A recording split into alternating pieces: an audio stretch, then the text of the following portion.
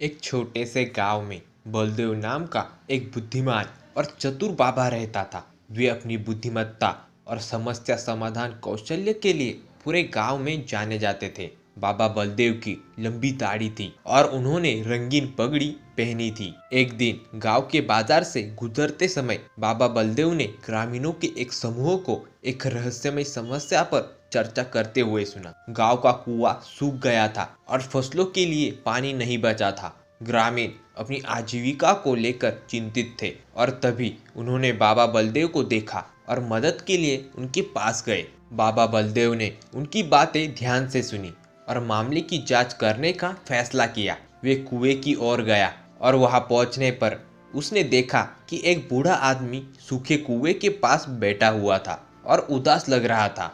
नमस्ते, मैं बाबा बलदेव हूँ। तुम इतने परेशान क्यों हो? मैं रामदास हूँ, इस कुएं का संरक्षक। पीढ़ियों से मेरे परिवार ने इसकी देखभाल की है, लेकिन अब यह सूख गया है। हमें नहीं पता इसका क्या करना है। चिंता मत करो, मैं इस समस्या को हल करने में तुम्हारी मदद करूंगा। लेकिन पहले मुझे बताओ, क्या तुमने हाल ही में कुएं के आसपास कुछ असामान्य देखा है? एक शरारती बंदर है जो पिछले कुछ दिनों से कुएं के आसपास घूम रहा है। वो इधर उधर उछलता कूदता है और बकबक करता है, लेकिन हमने कभी नहीं सोचा था कि वो ऐसा कर सकता है। मैं देख रहा हूँ उस बंदर ने कुएं में कुछ किया होगा। इसे मुझ पर छोड़ दो रामदास, मेरे पास एक योजना है।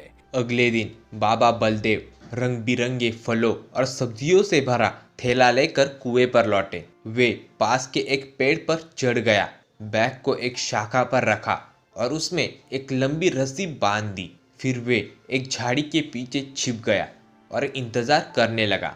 निश्चित रूप से जिज्ञासु बंदर आया और उसने पेड़ पर लटके हुए उपहारों के थैले को देखा। वे शाखा पर कूद गया और डोर पकड़ लिया, लेकिन जैसे ही उसने बैग उठाया, बाबा बलदेव ने रस्सी खींच दी, जिससे बंदर हवा में ऊपर उठ गया। फिर बंदर और फल और सब्जियों का थैला कुएं में गिर गया।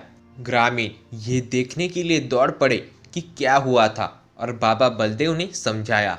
शरारती बंदर समस्या का कारण था। उसने कुएं में कुछ गिरा दिया था, जिससे पानी आना बंद हो गया था। अब मैंने उसको सजा दी है, अब फिर से ऐसा नहीं होगा।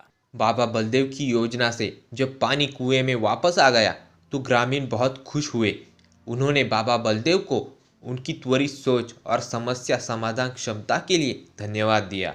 ग्रामीणों ने विभिन्न मामलों पर उनकी सलाह मांगी और उन्होंने दूसरों की मदद करने के लिए अपनी बुद्धि का उपयोग करना जारी रखा।